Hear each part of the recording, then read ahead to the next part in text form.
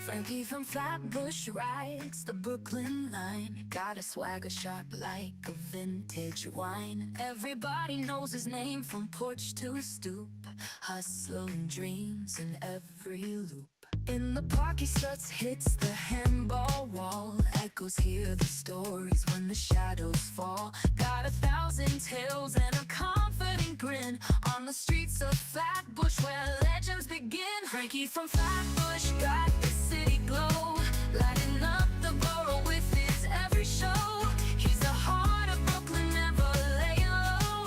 Frankie from Flatbush, always on the go. Bodega lights flicker when Frankie's near. He's got the rhythm, everybody cheers. Corner talks and sidewalk chalks his fame. In the Flatbush breeze you'll hear his name. Underneath the subway on the magic's real. Frankie's moves got that electric feel. From Atlantic Avenue to the urban hill, Flatbush Frankie's giving you a thrill. Frankie from Flatbush got the city glow, lighting up the borough with his every show. He's the heart of Brooklyn, never laying low. Frankie from Flatbush, always on the go.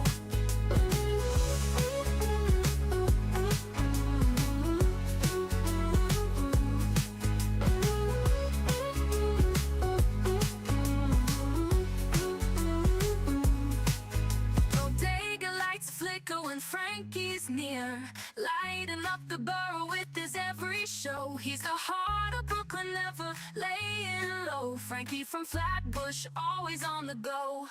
Frankie from Flatbush got the city glow, lighting up the borough with his every show.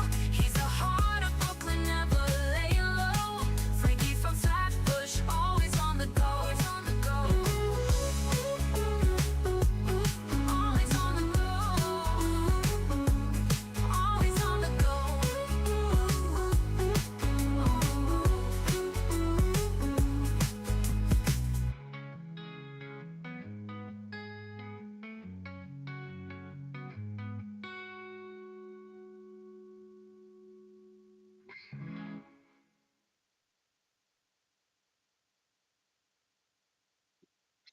And gentlemen, can you hear me? Can you hear me? Testing, testing.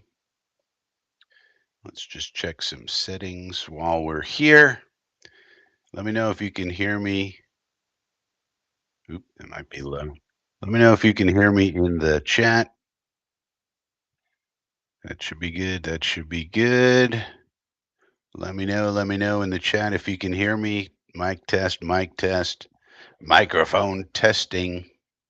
Should be good. But you never know around here. All right, settings should be good. As you can see, we're in a new space. We're moving in this weekend to a new apartment. Let's get rid of this caption. Is the music's over now? Um, and so we're in a new space. We don't have all the lighting that we want yet. We're waiting on that, but nonetheless, even in unideal circumstances, we still want to deliver a coffee with Frankie. This is the coffee. I'm the Frankie. Let me know in the chat if everything's working out there. Uh, Making sure I got everything in place here that we normally have in place. Yeah, everything seems to be working. All right. Well, it is Sunday, February the 16th, 2025. It's 10:04 a.m. Here on the East Coast of America. And it's a slow time. It's a slow time for NFL news, for Jet news. The NFL season is over. We're not quite into free agency just yet. So it's going to be a slow time for about the next month or so until free agency kicks up and begins. But we'll keep an eye on things, keep an eye on the news, let everybody know how things are going, so forth and so on. And the latest news that we do have is as of this morning. As of this morning, let's try and share this screen here. As of this morning, well, let's get rid of this. Boom. Um, Aaron Rodgers pleaded with the Jets to stick around. He wanted to stick around. That was the news we got. Aaron Rodgers pleaded with the Jets to stick around. Uh, Kind of makes some sense. It's probably true. I'm sure he did want to stick around, but who knows if he actually pleaded. But this is according to Ryan Dunleavy and Steve Helling of the New York Post. So these are not Jet people. I don't know why they're reporting on the Jets. Ryan Dunleavy reports on the Giants. Helling, who the hell knows? And it says a source told them that Rodgers aggressively urged the Jets to keep him, but once the decision was made to part ways, that Rodgers accepted it. Now, it's one source, so I would say we need to put a skeptical hat on that. Boycott is here. He says all clear. Good, thank you, Boycott. You never know with the hardware around here. And by the way, for those who are curious, old Phil Adams, I forgot to mention, Phil Adams, almost always in the live chat. He will not be in the live chat today. Nothing wrong. Nothing wrong. He's just going to see an elderly relative today at this time, so he won't be in the chat. If you're looking for our buddy Phil Adams, he'll be back at it next time, but he won't be here. But thank you, Boycott. I appreciate that. And then it goes into all of this now. So I would say because it's only one source, this is not great reporting. I'm pretty sure that Rogers did want to stay, though. I mean, but they're trying to make it out. They have a narrative here, and they're trying to make it out that ha ha, Aaron Rodgers really wanted to stay, and the Jets told him get out of here. They're trying to hit that kind of a narrative with this article, and you know, uh, that's what they're doing. That's what they're doing. Mhm. But that's really the big news of the NFL day. Now, what's going on in sports world is apparently some hockey stuff. Everybody's getting all excited about hockey. Apparently, there's some sort of Four Nations tournament, and Team USA won. They beat Team Canada at hockey. So we got that going on.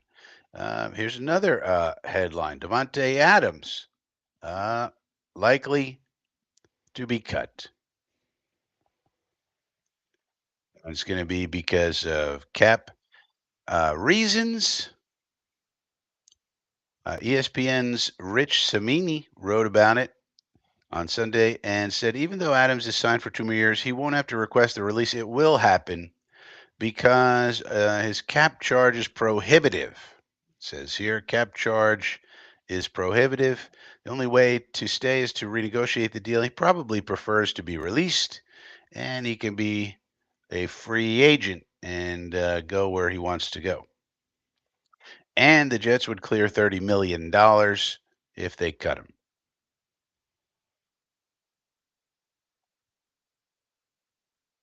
So he said, I came here with the hopes that I wouldn't have to find a new home. So it's kind of bittersweet, I guess. It's cool to be able to control where you go, but I've done that while still under contract, which is a little shady. Little shady. But we're moving on from Devontae and also Alan Lazard. Samini points out Alan Lazard has not produced enough to justify his $13.2 million cap charge. The Jets have a new head coach and general manager, and we'll have a new quarterback. And well, so those are the things we're kind of looking at here as far as the slow news day of the current time. John is here with his coffee. Good to see you, John. Seems like folks are late arriving to this one, and I don't blame them.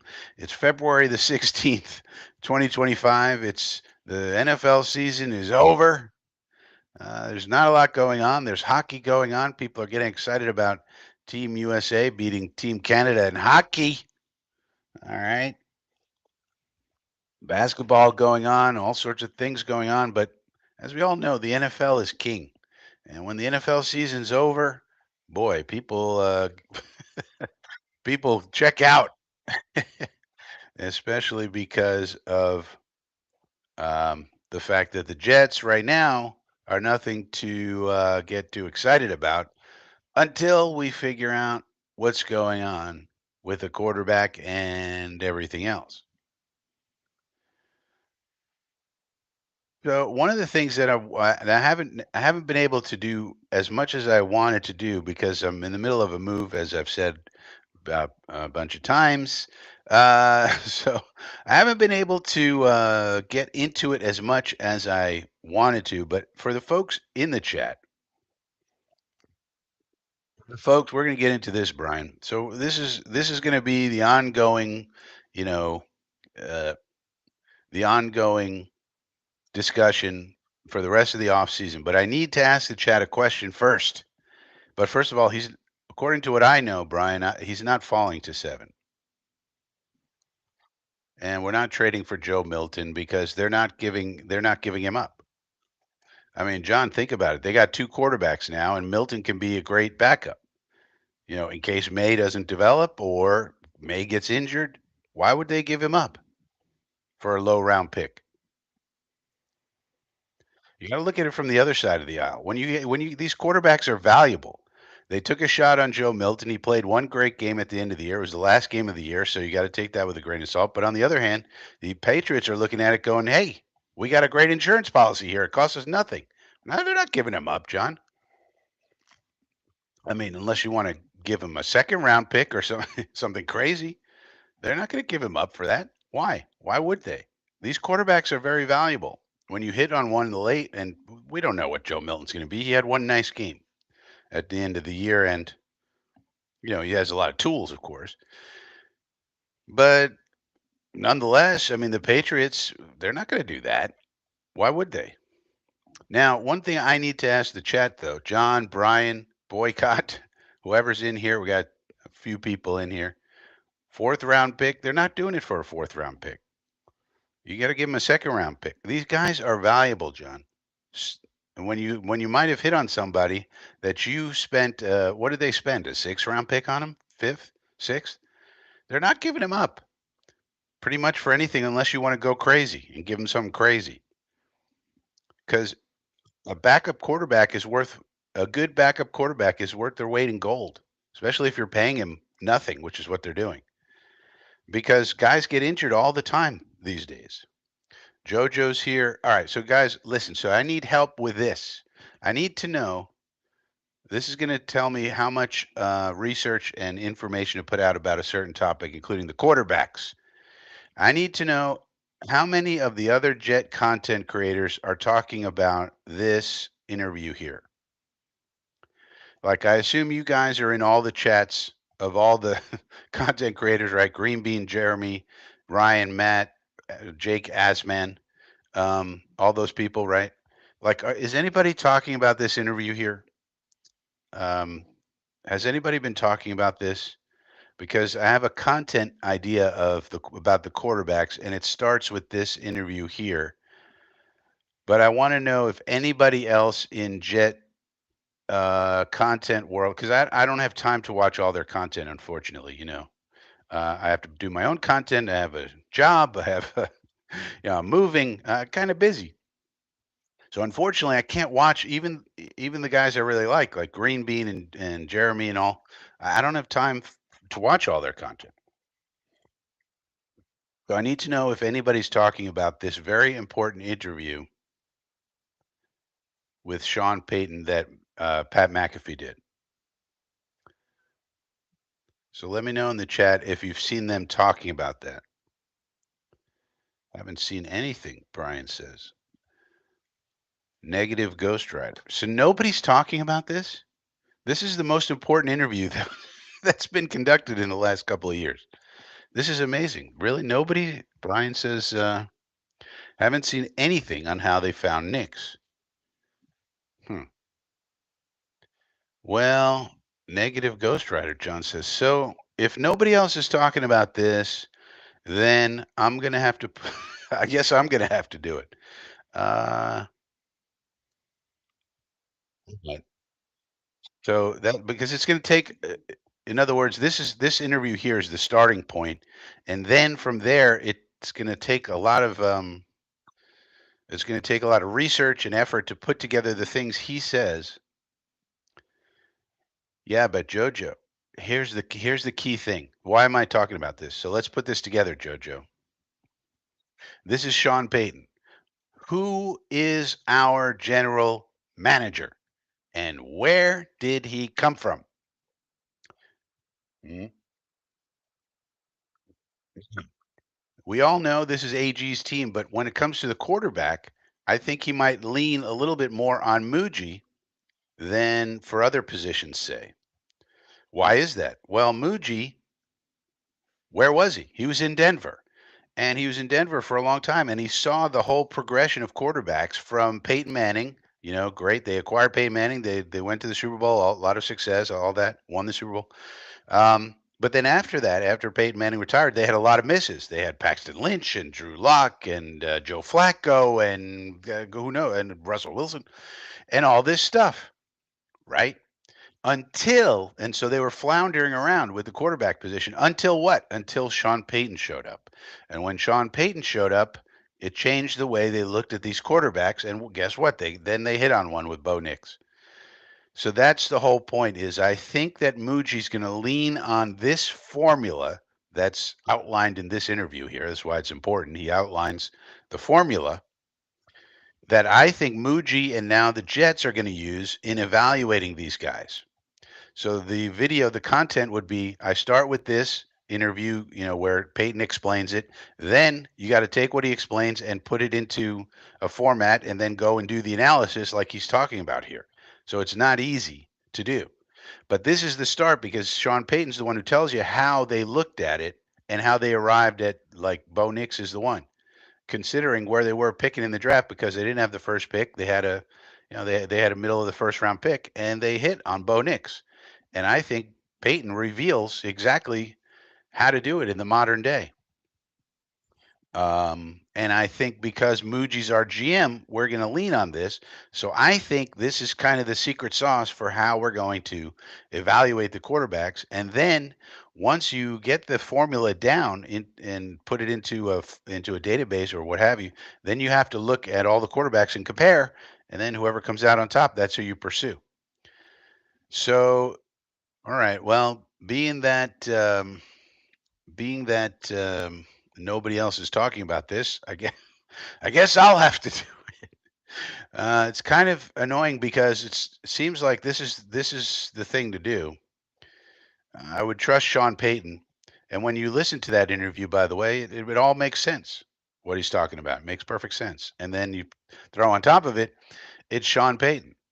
And what we're not going to do, JoJo, is just randomly pick out names.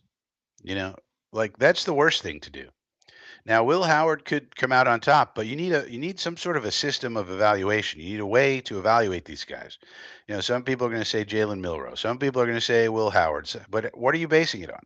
There has to be some basis of evaluation and a systematic review of all the available quarterbacks, and then based on your criteria of what you want and how you want to run it, you pick that person instead of just picking out several different aspects. This guy's tall. That guy's a game manager. This guy has arm talent. That guy has 45 games of experience. This guy worked in a pro system. This guy can really run. That guy can do this. This guy can do that.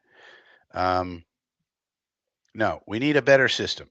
So what I'm telling you is we're going to come up with a system, and at the end of it, we'll see who comes out on top. But it is going to take a lot of work. So I'm just wondering why nobody else is looking at this. Maybe uh, and of course, it starts with analytics, right, Brian? So you have to have some sort of analytic way to look at it. And that's your starting point. And then you go to the tape and then you verify, right? So it's always analytics and tape, always.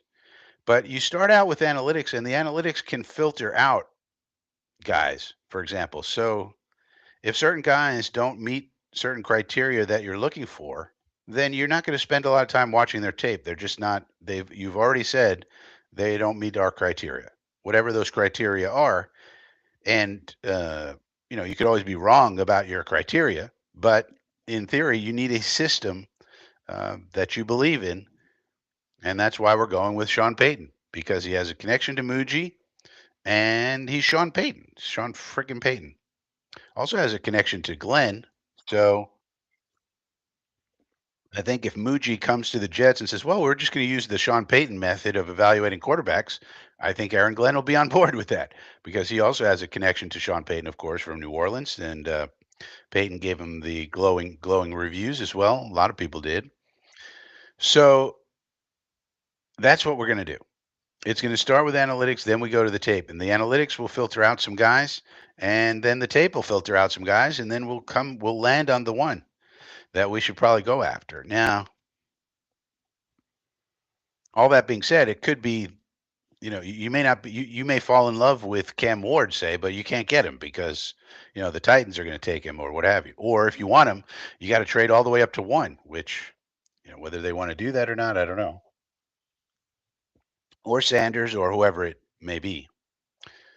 So you could have your system, and the system says, okay, the best quarterback in this draft for us in our system is going to be Cam Ward. Let's say, perhaps unsurprising. Like, it's Cam Ward. Oh, wow. Same guy everybody has as number one. Or Shador Sanders. But then you got to figure out, all right, if we really want that, then, you know, how much are we willing to spend to go all the way up to one to make sure we get him? And do the Titans want to trade out? So we'll see. Yeah, Robbie Payton. Yeah. So there's the den. That's a good point, JoJo. We also added Robbie Payton. So all these guys are going to pretty much. I mean, because if you think about it logically, when the Jets asked them about the quarterback and how are we going to evaluate quarterbacks, and that we asked them this going forward because the Jets have had nothing but failure. The Broncos had nothing but failure after Peyton Manning until Bo Nix, right?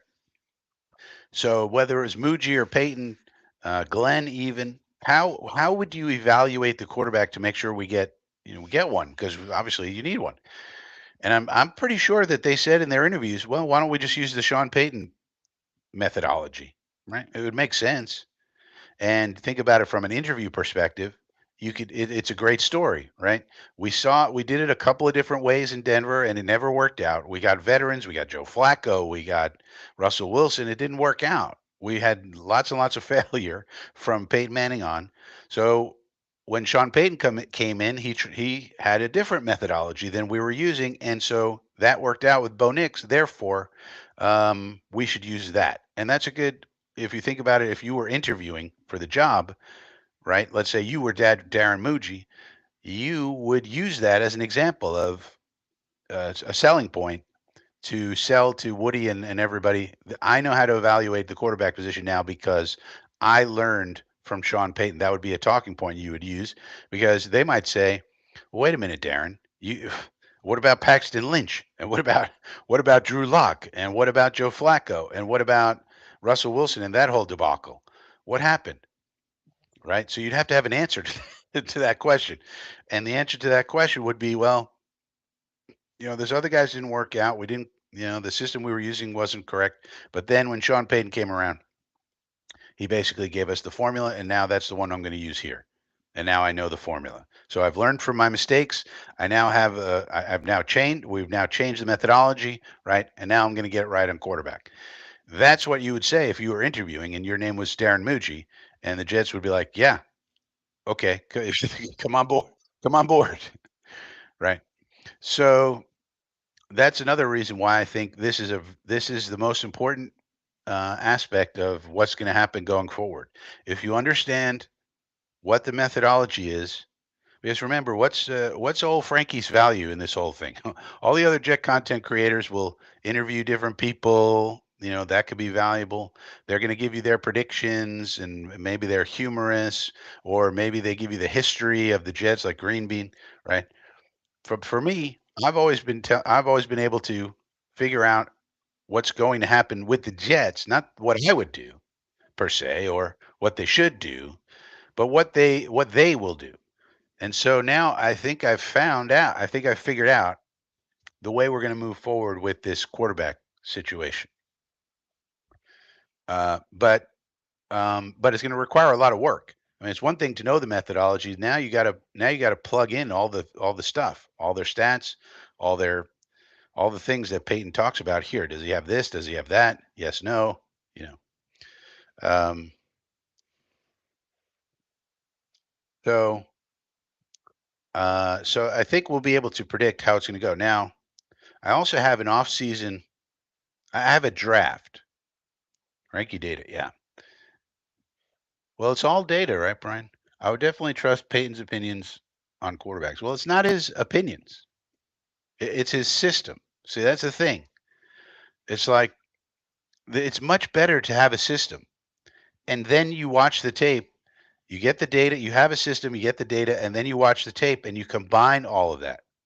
That's way better than just this is some guy's opinion, even if it's Sean Payton or somebody like that.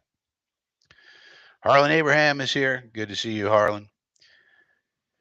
Now, all of that being said, I also have sort of a first draft of what the offseason could look like. Now, is this foolproof? Is this me predicting what's going to happen? No.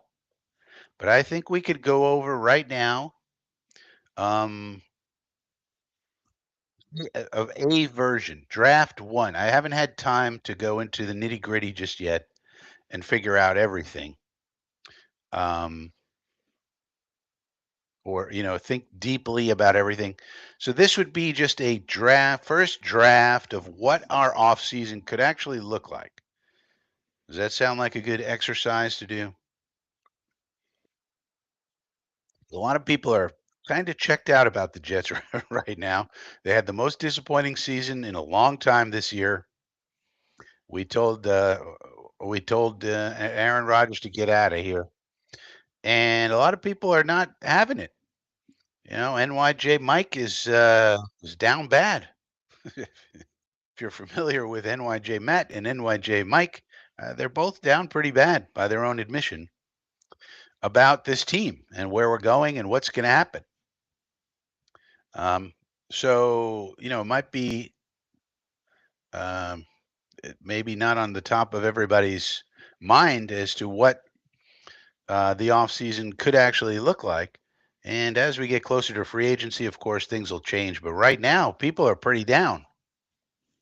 So I thought it would be worthwhile to maybe take a look at, um, I don't know, call it a first look at what the offseason could look like. What do you guys think? This is Coffee with Frankie. For those who are late arriving, please hit the like button. Please hit the subscribe button. We're trying to get up to 1,000 subscribers.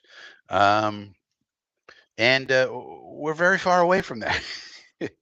We're at about 582, so we're trying to get up to at least 1,000. I think at the old channel I had maybe 2,500 or something, if I remember correctly. Where are all those people? What is, where are those 2,000 extra people? Well, if you're one of those, go ahead and subscribe. You could also join the inner circle. There's a join button under every video. Um, so feel free to do that. But just liking the video helps. Subscribing helps. Subscribing is free. Joining is not. Joining is about $5 a month. All right. Well, I don't hear any objections in the chat. I don't see any objections in the chat whatsoever. So I guess we'll just share. This is a first draft, a first look. What could an off-season look like with the New York Jets? Now, this is our roster as it is right now with some assumptions made. I've got to probably make this a little bigger. With some assumptions made. I'm assuming that we're going to keep Irvin Charles, you know,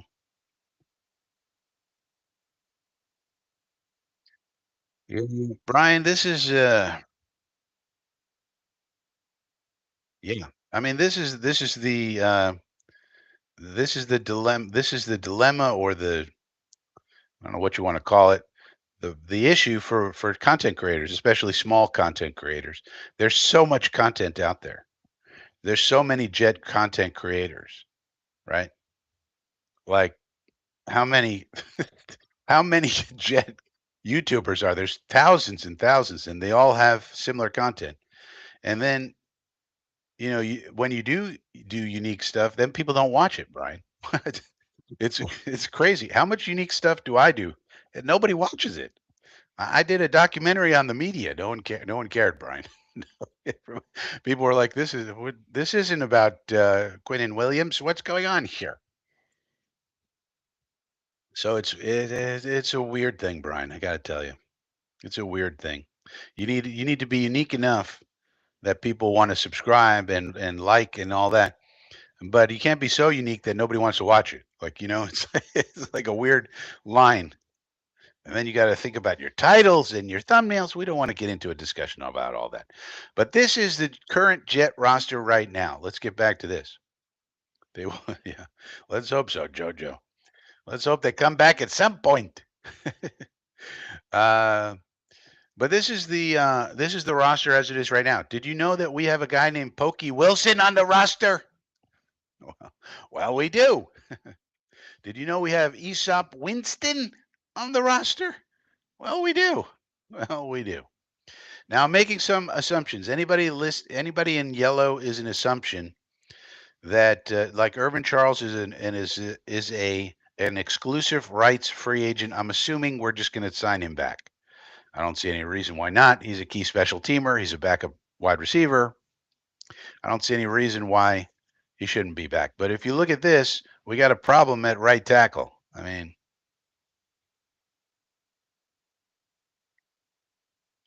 if you look at this, yeah. So Jojo, we're going to make an assumption here. Like, so there's some things that's easy to tell, but there's other things, and this is draft one. I'm going to do more of these, and they're going to get better.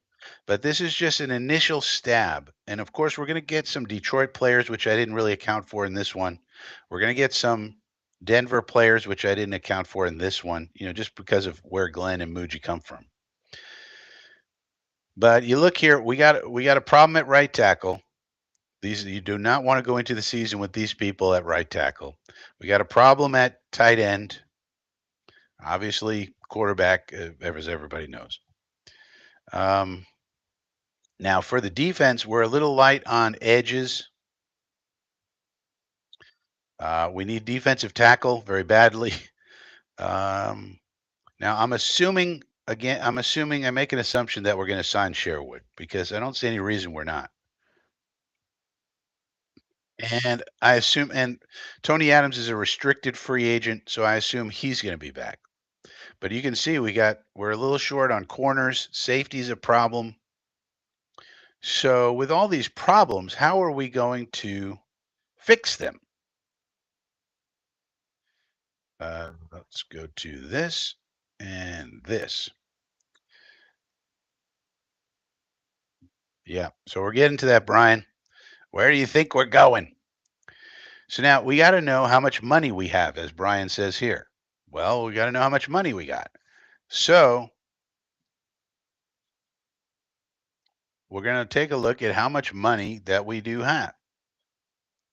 We currently have $16 million, but of course, let's make this a little bigger so we can see it. We currently have 16 million, but of course that number is wrong because we're going to get rid of some people. Obviously, we're cutting Devontae Adams, so we're going to cut him, and now we have 46 million. Okay, we went from 16 to 46. Rogers, we're not going to touch because we're going to cut him post June 1 probably, and therefore we get more money, but we don't get the money until after June 1st. So for now, I'm going to leave him here in terms of the cap. We're also going to cut Alan Lazard. So once we cut Alan Lazard, we're up to 53 million. And I'm going to assume one other thing, just one more thing. I'm assuming we're cutting Michael Clemens. Okay. Um, and so now we went from 16 to 56 plus. So now we're up to 56 million and it has 56.7 million. So now we're here. So this is for draft one, and there's a lot more ways we can get a lot more money. And like I said, when Rogers after June 1st, we're getting 25 million from the Rogers deal. We could extend players. There's a lot we could do. But for the first draft, I'd say I'm using 56 million as the budget. Okay, and this comes from over the cap. So if it's wrong, you blame over the cap, not Frankie. But here's the cap space, 56.7. So now that being said, let's go back to here. This is our. Let's make this a little smaller. This is our current roster.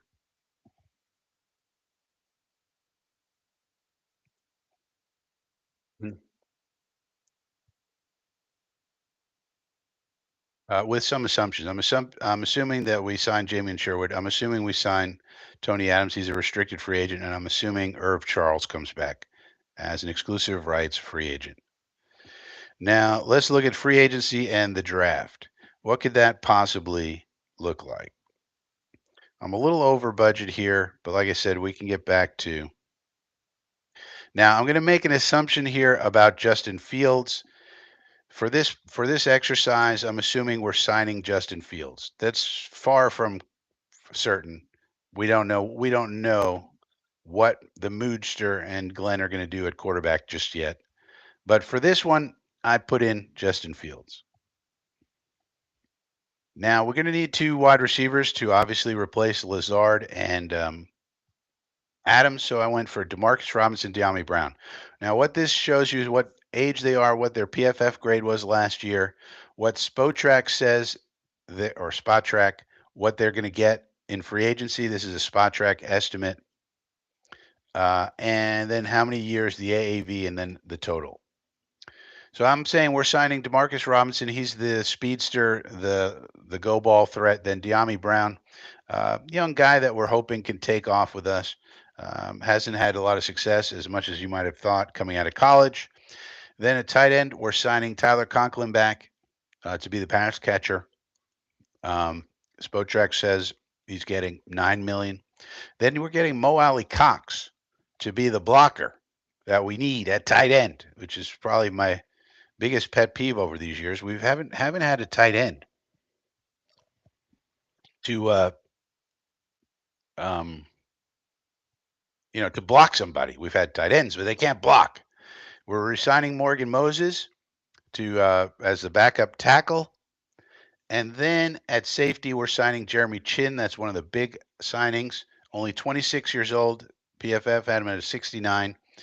Spotrac has him 6.1 million. We're going to offer him 8 million because remember we got to pay a little bit more for these players to come on board and come to New Jersey. So I put our estimates a little higher than the Spotrac estimates. Adam Butler, defensive tackle.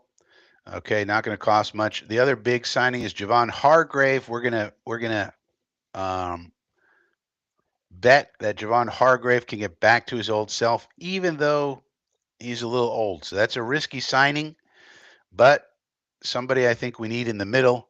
And Butler is sort of the backup. Then we're going to get Sherwood. Now, Spotrac says that he's going to be worth about 7.2 million. So I gave him an AAV of 8. I could see us going up to 8.5, 9 to try and lure him away from the market. Of course, everybody's going to want to put him with Atlanta and San Francisco, but I think we can lure him um, back with 8. And if this needs to go to 8.5, 9, that's fine. And then, of course, Justin Fields. Now, if we have Justin Fields, then the offense has to be much different than what Tanner Engstrom ran in Detroit. And if we were to sign Justin Fields and it was Fields, Taylor, and Travis, then we would run an RPO offense and it would show that Tanner Engstrom is a a guy who can adapt and be flexible. When you have Jared Goff in Detroit, you run one type of offense. If you have Fields, Taylor, Travis, you run a different type of offense. So, in a certain sense, if we were to sign Fields, and this is a big if, I'm not saying this is going to happen. I'm not saying I prefer this to happen. I'm not saying that I think the Jets should do this. I'm just playing with one idea here, so everyone's clear. Um, well, if it did happen, one thing that would be a positive, as opposed to the previous regime of coaches, is that it would show a sort of flexibility and adaptability to the personnel that we have, as opposed to being stubborn. Now, I said the budget was 56 million, so I'm a little high here, um, especially because you got to take into account the draft class. So we would have to find some extra money somewhere, or, for example, not sign Conklin or do something different. Um, but you can easily, like I said, find extra money with some cuts or some restructures or some extensions. So there's plenty of ways to get more money, but I'm a little bit over budget here. Right, so that's the free agent haul. So let's see what the comments are about the free agent haul.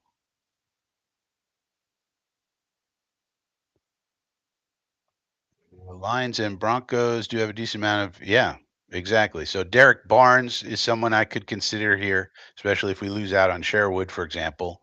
Um, Also, somebody, their cornerback that they're losing, or not losing, but who is going to be a free agent. Um,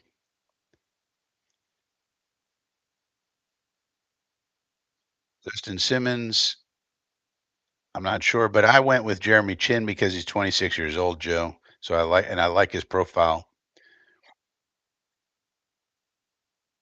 Yeah, I think we're going to have to take on some age.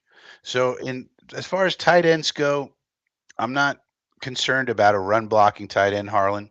Remember, Mo Alley Cox is not going to be someone coming in here to do dynamic things in the passing game. All I want him to do is run block, which I think he can do.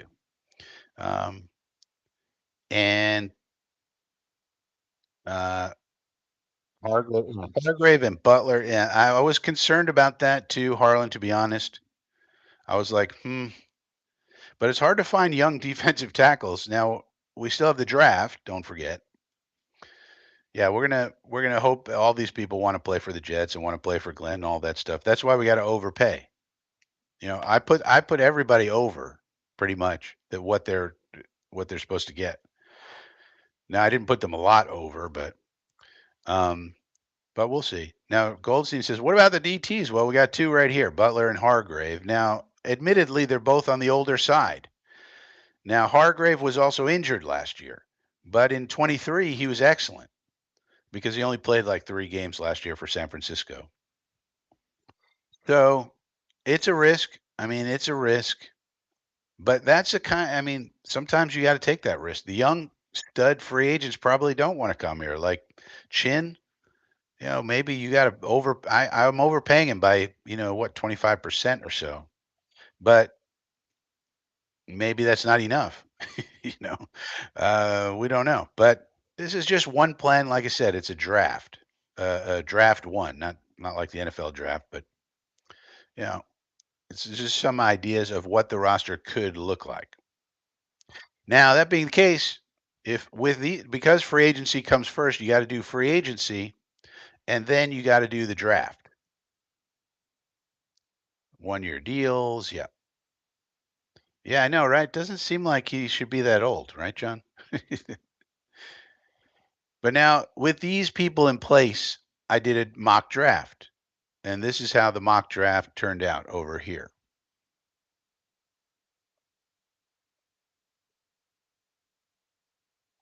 Um, First round, we went Will Campbell, so there's your starting right tackle. Safety, we got Xavier Watts. Um, Tight end, we get Harold Fannin Jr. Then a defensive tackle, we get an A.S. Peoples. We get a cornerback, Quincy Riley. We get two more backup offensive linemen and another safety, Malachi Moore. So we do have 8 draft picks this year, so that's good. And the estimated draft class cost, according to Spot Track, I think it was about 6 million. So again, we still have to find some money, but I think this would be a pretty good draft class. I think this would be a pretty good draft class. Addresses some needs. Got some high end people. Wide receivers missing here, so I didn't go for any wide receivers. So that's somewhat problematic. But yeah, that's something. Carlton Davis, Derek Barnes, and there's a bunch of others. John Kaminsky, for example. Probably in version two, Joe, I'll probably make it more Detroit, Denver heavy. Yeah, I love Will Campbell, Brian. I've got to be honest with you. I think he's a plug and play right tackle for 10 years. And let's finish building the line. And I think so. My theory with Will Campbell is I think Aaron Glenn's going to learn the lesson from Brad Holmes and Dan Campbell. What was their first pick? When they showed up in Detroit, they picked Penei Sewell, if you remember. When there were a lot of other exciting type players that they could have picked, they went O line. Now, to me, I will admit I am biased. I love offensive line, as you guys probably know. I'm biased toward the offensive linemen. I love offensive linemen. Yeah, now this is another thing. Now this was the PFF, mock simulator that I used, and a lot of times it's not realistic. But how else are we going to do it? Whether Fannin last there, I mean, I did the draft. I was the Jets, and this is what came out. So I don't know how realistic it is. People do seem to love Fannin, but it's also tight end, which is not a highly sought after position. So we'll have to see. But I admittedly am somebody who loves offensive line first and foremost. Similar to what John or Jim Harbaugh said, we think of offensive linemen as weapons, and I agree. So I say Campbell finishes off our line, and then you can extend John Simpson, you can extend AVT, and then you just have a young, dynamic offensive line with a blocking tight end, and maybe we get the running game going. And if you think about this, if we have Justin Fields, if, I'm not saying we will, but if we did, it would be ground and pound. And you would need then blocking because it's going to be an RPO system where Justin Fields runs for 800 yards plus, in theory, and Brees Hall runs for 1,300, and Braylon Allen runs for another 400 or 500. It's going to be ground and pound. That being the case, you need blockers for ground and pound. We're not gonna have Justin Fields standing back there 7-step drops and being a pocket passer. That doesn't work. You got to have a system that works. If you have a Fields as your starting quarterback, you need a system that fits his skill sets. And so that being the case, you need good blockers. So that's why Mo Alley Cox is here. That's why Morgan Moses is here as a backup. And then that's why we also go after Will Campbell with the first pick here for right tackle, starting right tackle, so forth and so on. So then that being the case, now how does our roster look? Now how does our roster look? Well, now it looks a lot better. And we got rid of a bunch of people here. This is a 53 man. There's only 48 on the current roster. But if you look at this, now the roster's not looking so bad. Now the big thing here really is, of course, the quarterback position. Um, because this pushes Carter Warren back and Max Mitchell back to backup, spots where they should be. Now you have a solid offensive line. You have Garrett Wilson's clearly the number one receiver. He'd probably have, 12, 1,300 yards even with Fields as a quarterback. And remember, they were teammates at Ohio State. Um, Corley is no longer starting. Obviously, back here, we don't know what the heck he's going to be. But you have some young new guys backing up the guard positions, and of course, they would also train as a center, a backup center. And now your tight end position's pretty good. You got a pass catcher, you got a blocker, and then you got the young pass catcher that you hope comes along. Ruckert is over here barely hanging on to make the roster. And then you look at the defense, and it's looking better. We're still not comfortable with the cornerback situation here. Um, and we're a little light on edges here. So you could definitely put in some quibbles with that. But overall, I think this would be a decent defense, and maybe Stiggers beats out Riley for the right cornerback position, for example. Um, but I kind of like the Jeremy Chin, the hard hitting, strong safety paired up with Xavier Watts, the ball hawking free safety. I kind of like that. Probably enable us to play a lot of cover one with Watts being the cover one guy. Um, for example, cover one is a man coverage. And I kept Morstead, Zerline, and obviously we're keeping Hennessy. These two guys could be cut for more savings if we really wanted to. Also, um, but I think this team looks pretty decent. I mean, it's not that far fetched. And the only, of course, question then is the biggest one, which would be quarterback. So, is it the greatest plan ever? Probably not. But again, it's version one. One thing we could do. One thing we could do. Yeah, a lot of people are into this Fannin kid, Joe. I've seen a lot of um, the Dom C types out there raving about Harold Fannin Jr. Really loving his game. So he probably, like someone said earlier, he probably wouldn't last to 92, but he was there, so I took so I took him. Need a wide receiver or two. Yeah, I could have gone wide receiver. That's definitely something I didn't do, and I wish I would have got an edge in that draft also. Yeah, no, he's going to be a tackle. So I've looked into this, and so my sources on Campbell with regard to tackle versus guard is three people: Duke Manyweather, Brandon Thorne, and Dane Brugler. Right.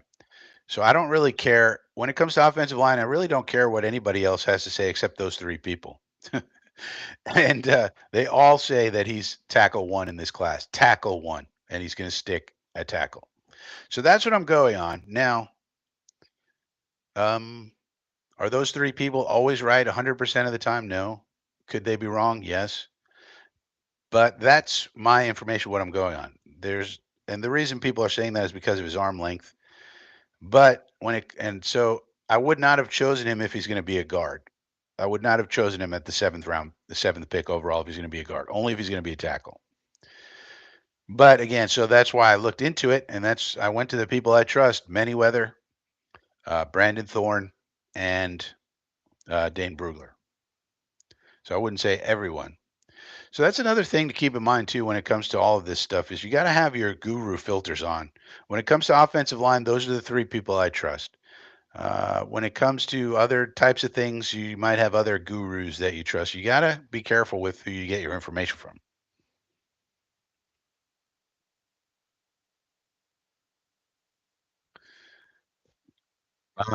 Not sure what this means, Brian. I think if you can get a Sam Laporta, it'd be nice. I mean, don't forget. So the Lions do a couple of things interestingly. So they have Sam Laporta, who's the pass catcher with the hands of Velcro, right? He never drops anything. But they also have a guy named number 89. What's his name? Wright, Matthew Wright, 89, and he's their blocker. Uh, so you think about it. That's kind of what we're trying to do here. Get one blocker. They call him an inline tight end, and then get one flanker they call him. A guy who catches passes. In our case, it's Conklin and Ali Cox, and then you hope that Fannin, sort of replaces Conklin in the next year. So that's kind of the idea here. So Regal says, I do like the idea of getting OT and O line depth too. Loads of people love the idea of wide receiver, but you need good O line.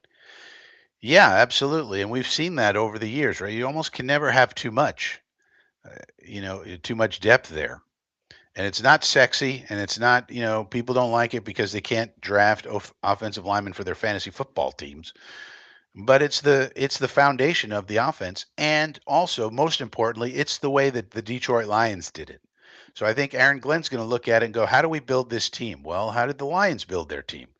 And also how did the Saints back in the day, not recently, but back in the day when the Saints were good, they had an awesome offensive line and a really good defensive line. Same thing with the Lions. And a lot of people say that, but the Lions actually went out and did it when they could have chosen a wide receiver or quarterback, to replace Goff and put behind Goff. They said, no, we're drafting Penei Sewell. And then they kept drafting and signing offensive line, and they have one of the best offensive lines in football.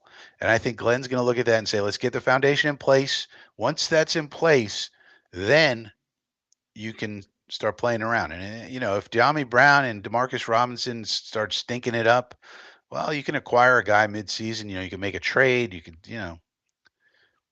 a lot of the trades you see. I mean, the Chiefs are constantly making trades for wide receivers, for example. Uh, so wide receivers you can find them, but it's hard to find offensive linemen that anybody wants to give up because they're teams are not just going to trade you an offensive lineman. It's hard to find.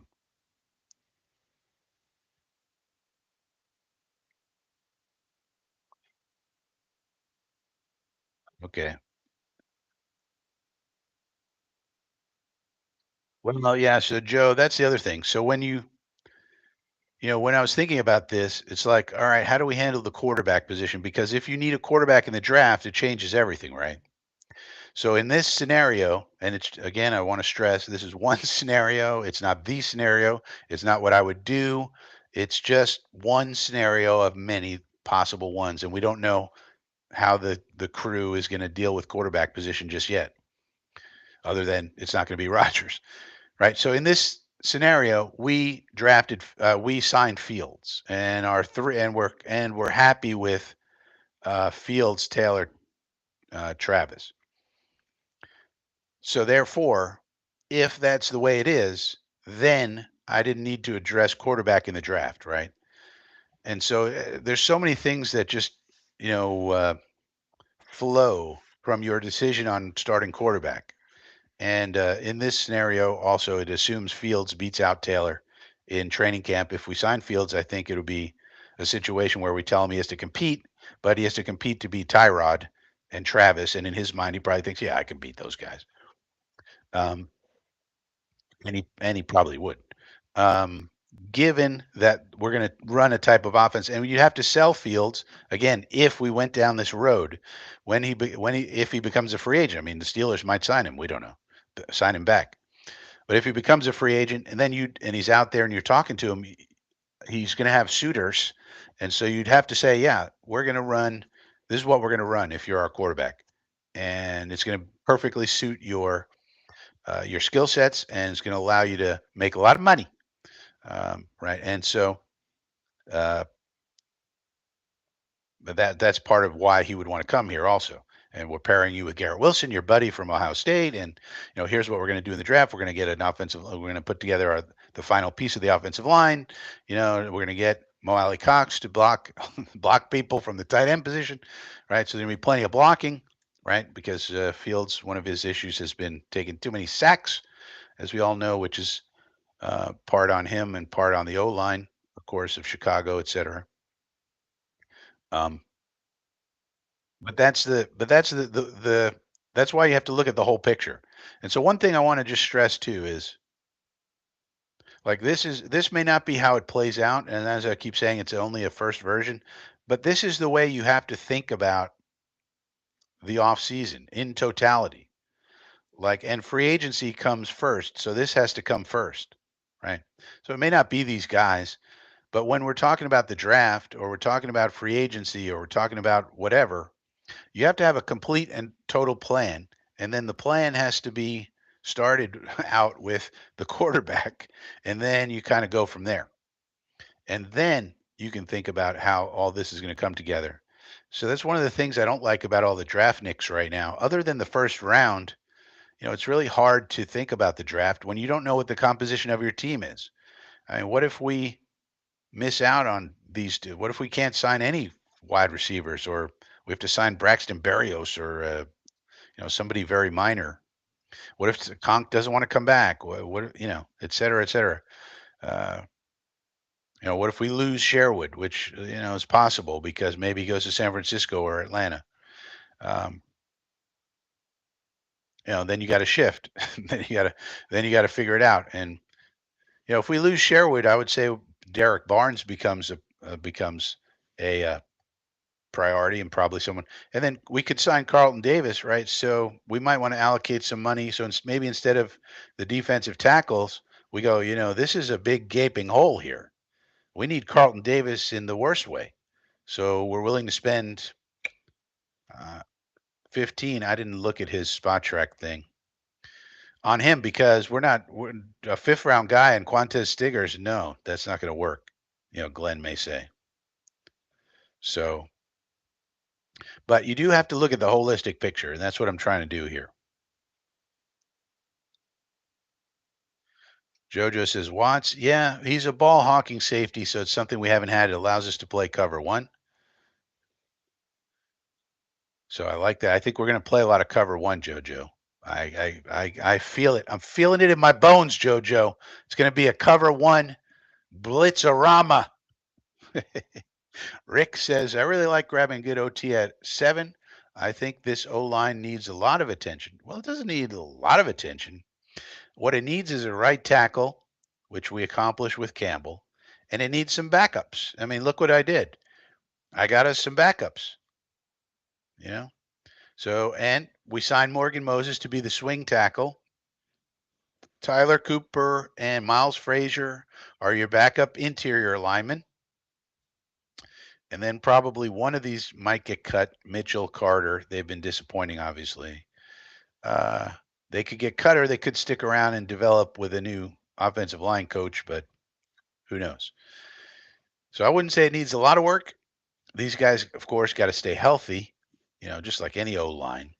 But then we bolster it up. We got Morgan Moses to be the swing tackle, and we got two young fellas out of the draft to for the interior, instead of relying on guys like Schweitzer and Xavier Newman and who knows. So I tried to address it there. I don't think it needs a lot of help, but of course, you're never done with the offensive line. It's rough.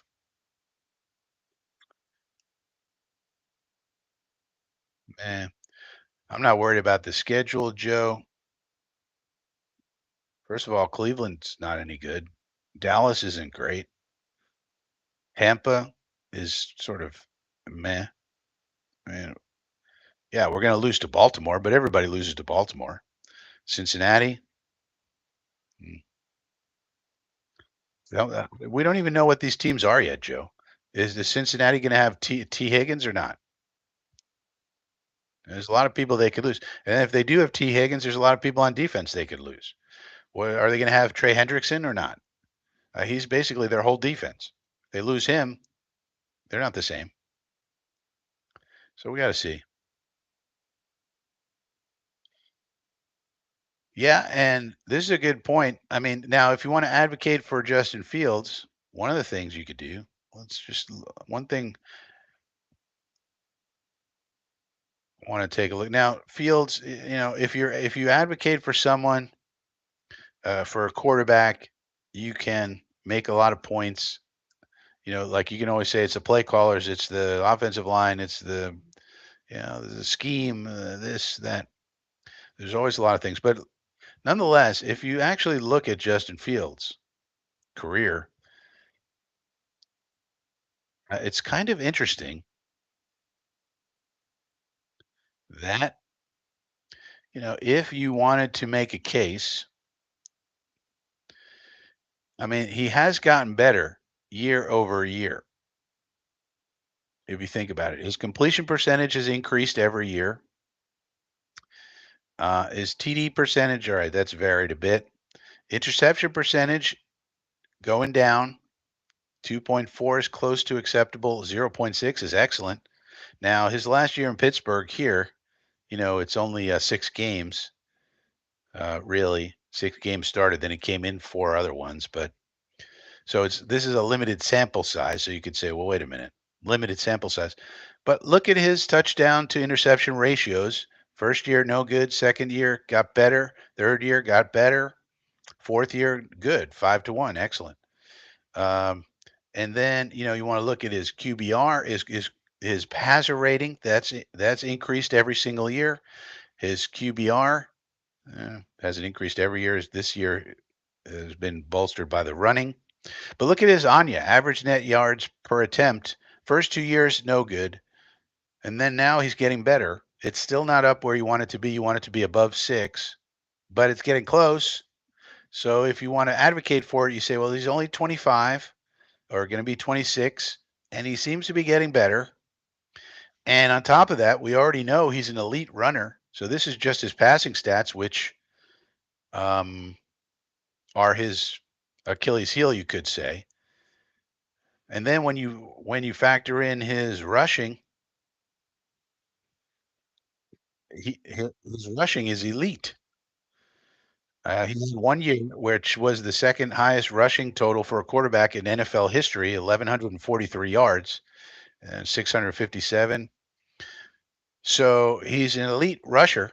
And then if you run an offense that's catered to those skills, and if you figure his passing's getting better each and every year, and he's only going to be 26, well, that's the case that you would make for him. Now, does that mean it's going to work out? Nope. But it is the interesting case that you can make if you wanted to advocate for Justin Fields.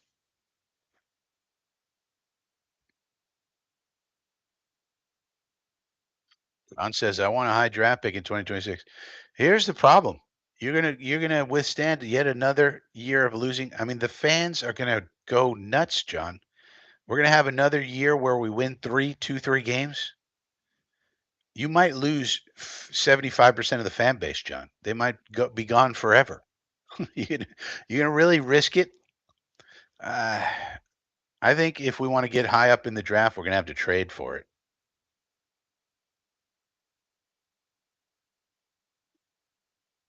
Yeah, Harlan, I disagree with you. Were those people here? No. You think Muji and Glenn care about what Douglas and Sala did? No,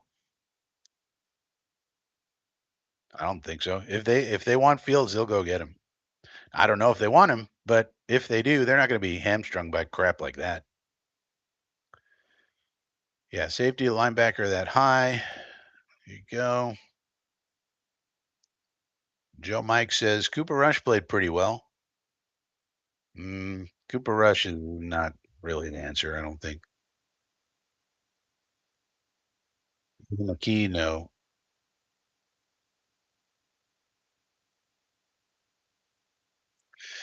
Yeah, I mean, I can understand this, but I don't think the Jet fans really want to do that. And I think you're really risking losing people altogether, man. Like it's a weird situation because on the one hand, you want to give Glenn and Muji time, right? And you want to say, hey, let's give them the time they need to get this team together. On the other hand, we do have a lot of young talent, and the fan base has been through a lot. And I think if we tank again in 25, I just think you could lose a huge percentage of the fans.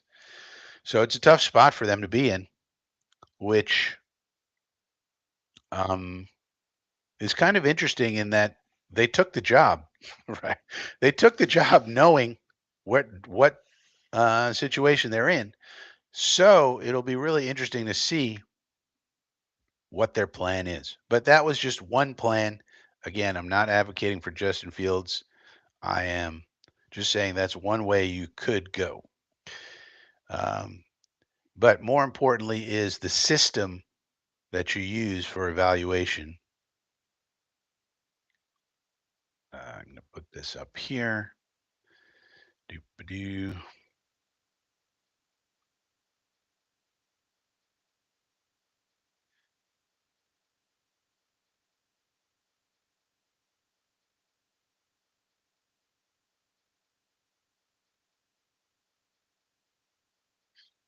Do Just checking now for any breaking news. Doesn't appear to be much. Doesn't appear to be much. It's insider. Yeah. All right. So that'll pretty much wrap for this edition of Coffee with Frankie. Thank you for joining me. I appreciate everybody in the chat. It's a slow time of year, man. It's a slow time of year. And if you're missing Phil Adams in the chat, our buddy Phil Adams, don't worry. He'll be back next week. He sent me a message this morning.